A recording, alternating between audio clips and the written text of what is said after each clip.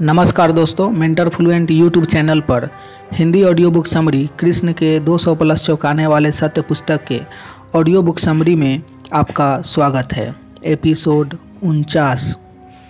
हस्तिनापुर के दरबार में वह विनाशकारी जुआ कितनी बार खेला गया था। महाभारत के अनुसार वह विनाशकारी जुआ कौरवों की सभा में 2 बार खेला गया था।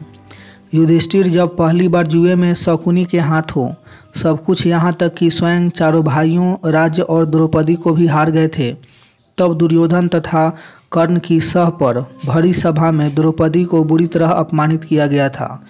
उस समय द्रौपदी अपने प्रश्नों का उत्तर मांगती रह गई थी, लेकिन उस सभा में उपस्थित किसी भी व्यक्ति ने उसके एकमात्र प्रश्न का या तो जवाब ही नहीं दिया या न्यायपूर्ण जवाब नहीं दिया गया था।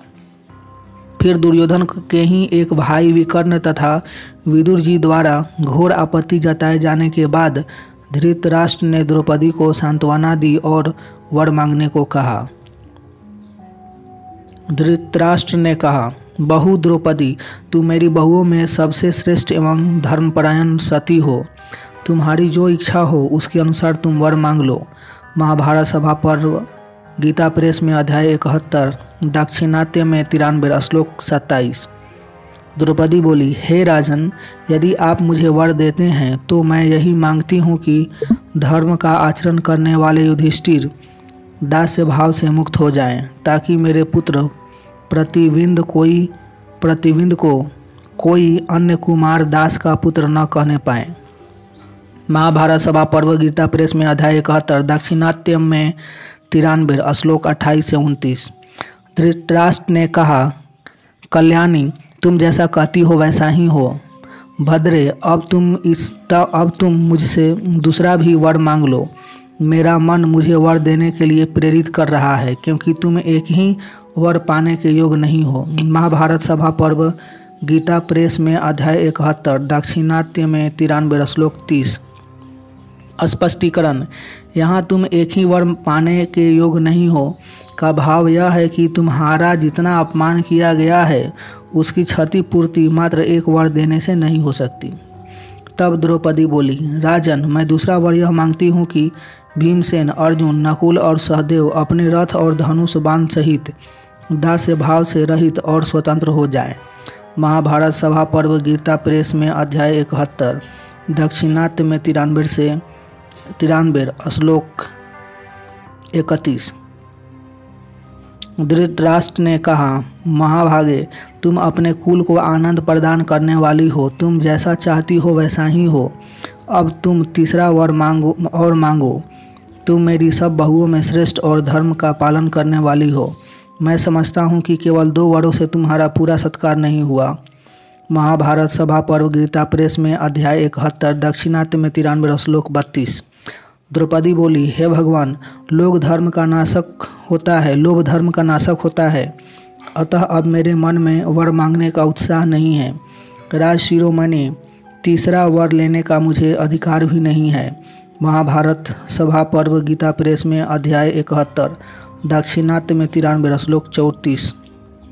स्पष्टीकरण, उस जमाने में श्रेष्ठ और वरिष्ठ व्यक्तियों को भगवान या भगवान कहकर पुकारा जाता था। इसलिए उपरोक्त श्लोक में द्रौपदी हस्तिनापुर के राजा और अपने चाचा ससुर धृतराष्ट्र के लिए भगवान संबोधन का प्रयोग करती है। उपरोक्त श्लोकों में द्रौपदी उस भरी सभा में हुए अभूतपूर्व अपमान के बावजूद अपनी उत्तम धैर्यशीलता तथा लोभ या मौके का अनुचित फायदा उठाने के विपरीत अपनी अडिगता का प्रदर्शन करते हुए कहती है, हे राजन, ये मेरे पति दास भाव को प्राप्त होकर भारी विपत्ति में फंस गए थे, परंतु अब उससे पार हो गए हैं। अब तो आपने पुरुषार्थ द्वारा ये लोग स्वयं कल्याण प्राप्त कर लेंगे। महाभारत सभा पर्व गीता प्रेस में अध्याय 71 दाक्षिणात्य में 93 श्लोक 36। इसके बाद धृतराष्ट्र युधिष्ठिर को सारा धन और राजपाट लौटाते हुए कहते हैं। धृतराष्ट्र युधिष्ठिर से बोले, अजात शत्रु, तुम्हारा कल्याण हो। तुम मेरी आज्ञा से हारे हुए धन के साथ बिना किसी विघ्न बाधा के कुशलतापूर्वक अपनी राजधानी को जाओ और अपने राज्य का शासन करो। मुझ वृद्ध की यही आज्ञा है। एक बात और है, उस पर भी ध्यान देना। मेरी कही हुई सारी बातें तुम्हारे हित के लिए ही होगी। तात युधिष्ठिर, तुम धर्म की सूक्ष्म गति को जानते हो। तुम में विनय है और तुमने बड़े बूढ़ों की उपासना की है। जहाँ विवेक है वहीं शांति है। भारत, तुम शांत हो जाओ, अर्थात अभी जो कुछ हुआ है उसे भूल जाओ। पत्थर या लोहे पर कभी कुल्हाड़ी की चोट नहीं पड़ती है, लोग उसे लकड़ी पर ही चलाते हैं।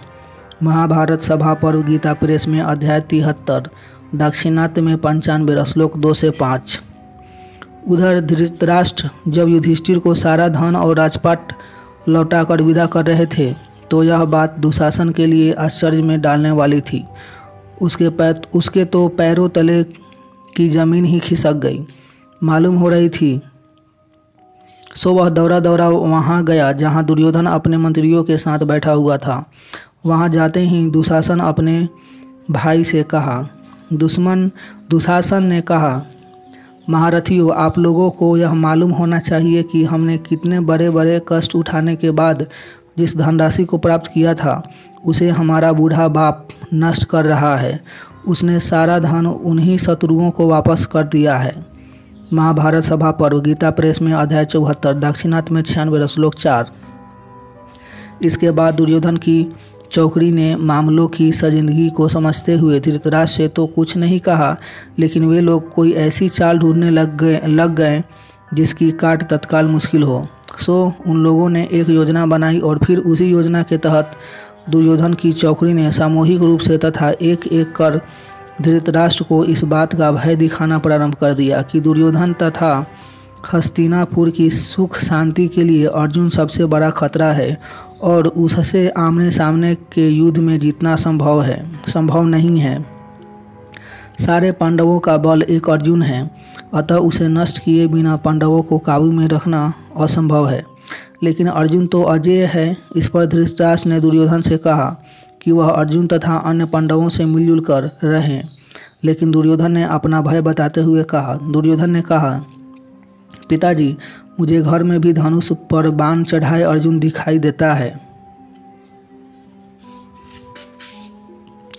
मैं इतना डर गया हूँ कि मुझे चारों ओर हजारों अर्जुन दिखते हैं। यह सारा नगर मुझे अर्जुन रूप ही प्रतीत होता है। पिताजी, मैं एकांत में भी अर्जुन को ही देखता हूँ और स्वप्न में भी अर्जुन को ही देखता हूँ तथा अचेत और उद्भ्रांत हो उठता हूँ। मेरा हृदय अर्जुन से इतना भयभीत हो गया है कि अ से शुरू होने वाले शब्द जैसे कि अश्व, अक्षर और अम्बुज आदि भी मुझे अर्जुन के समान ही कष्ट देते हैं। दाक्षिणात्य महाभारत सभा पर्व, अध्याय 97, श्लोक 64 से 66। दुर्योधन ने यह भी कहा कि वे लोग बहुत क्रोधित होकर गए हैं क्योंकि हमने उनका बहुत तिरस्कार किया है। यह द्रौपदी का जैसा अपमान हुआ है वह वे लोग भूल जाएंगे, यह सोचना ही मूर्खता है। वे अवश्य ही सेना इकट्ठी करेंगे और हस्तिनापुर पर हमला कर देंगे। अतः अगर आप हस्तिनापुर सहित हम सभी पुत्रों को सुरक्षित देखना चाहते हैं तो उन्हें बुरी तरह बेबस और लाचार करना ही एकमात्र रास्ता बचता है।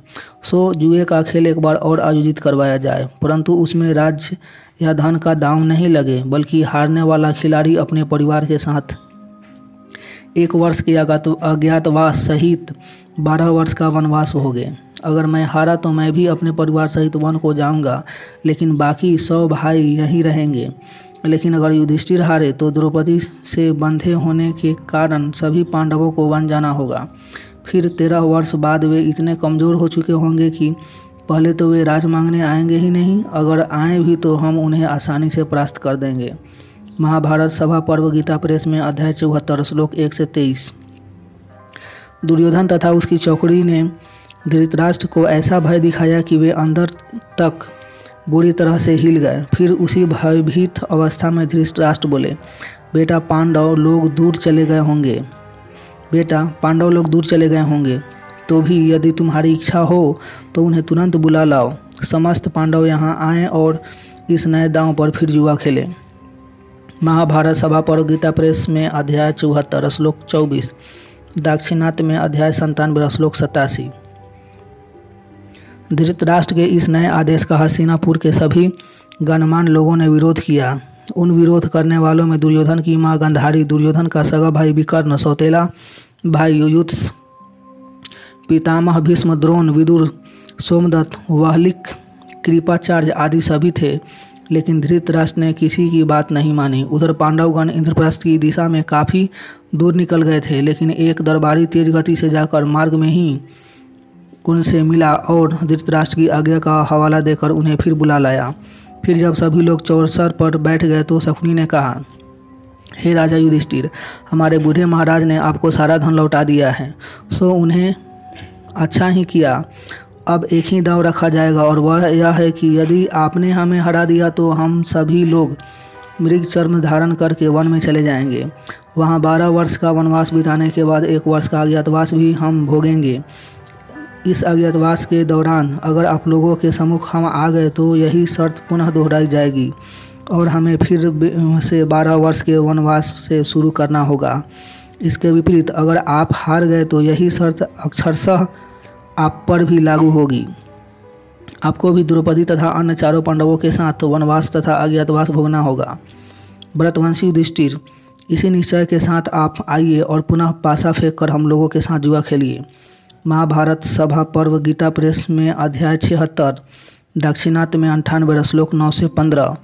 फिर उसके बाद उस सभा में उपस्थित तमाम लोगों के लाख मना करने के बाद भी युधिष्ठिर अपने ताऊ धृतराष्ट्र की आज्ञा का पालन करने हेतु जुआ खेलने को तैयार हो गए और दूसरी बार के जुए में युधिष्ठिर फिर हार गए। यहाँ उपरोक्त विवरण में चुने हुए श्लोकों को ही जरूरत के अनुसार शामिल किया गया है। सो पाठकगण अगर उस समय की पूरी परिस्थिति से अवगत होना चाहते हैं तो बताए गए अध्यायों को पढ़ सकते हैं। मिलेंगे नेक्स्ट एपिसोड में, तब तक अपना ढेर सारा ख्याल रखिए, लाइफ को एंजॉय कीजिए, मस्त रहिए। आपका कीमती समय देने के लिए आपको बहुत बहुत धन्यवाद।